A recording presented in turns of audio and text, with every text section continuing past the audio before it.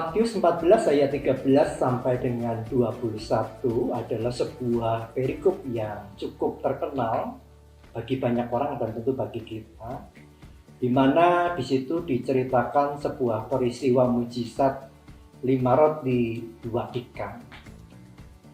Bagaimana ketika para pendengar berbondong-bondong mengikut Yesus, lalu hari mulai senja dan Yesus melihat banyak orang mulai lapar, dan disitulah mujizat terjadi. Tetapi untuk saat ini fokus kita bukan soal mujizat, tetapi di tempat yang lain. Di ayat 16 disebutkan oleh Tuhan Yesus bersabda kepada para rasul, "Kamu harus memberi makan." Sebuah delegasi yang harus dijalankan para rasul, para murid terhadap banyak orang yang mulai lapar. Lalu mungkin memunculkan berbagai reaksi antara cukup dan tidak cukup, lalu apa mestinya menu yang layak, atau bahkan ada yang berpikir sebetulnya ini urusan siapa? Bukankah ini urusan para audiens itu? Nah, saudara-saudara, sebuah pepatah Jawa menyebutkan sithik didum akeh didum. Sedikit dibagi, banyak juga dibagi.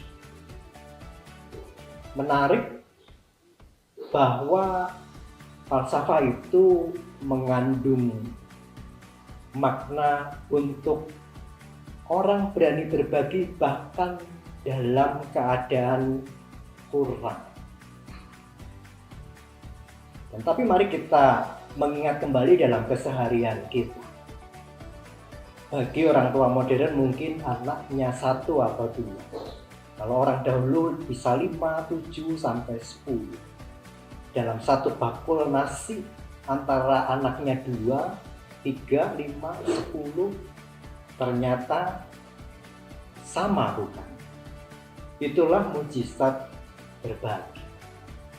Maka mari kita tarik ke dalam kehidupan kita sekarang ketika Tuhan Yesus bersabda, "Kamu yang harus memberi makan." Sebuah semangat untuk berbagi, memberi. Nah, apa yang kita miliki? Apakah doa, materi, skill atau kemampuan, konsep atau pemikiran, besar ataupun kecil? Bagi Yesus sama. Dalam kerahiman, dalam kerahmatan Allah, semuanya itu terus diberkati. Tidak lalu muncul dua kutub, kalau orang kaya kurang suci, orang miskin lebih suci, dan sebagainya. Pada akhirnya kita memahami bahwa dunia ini diciptakan untuk cukup bagi semua orang. Yang tidak cukup adalah bagi orang-orang yang serakah. Kisah Rasul 20 ayat 35 pun menjadi penegasan bagi firman Tuhan itu. Bukankah lebih berbahagia memberi daripada menerima? Fakta menunjukkan obesitas, stroke, diabetes, darah tinggi yang dialami banyak orang karena lifestyle, karena terlalu banyak makan. Dan melalui perenungan firman Tuhan hari ini kita diingatkan tentang sebuah konsep, the art of good eating.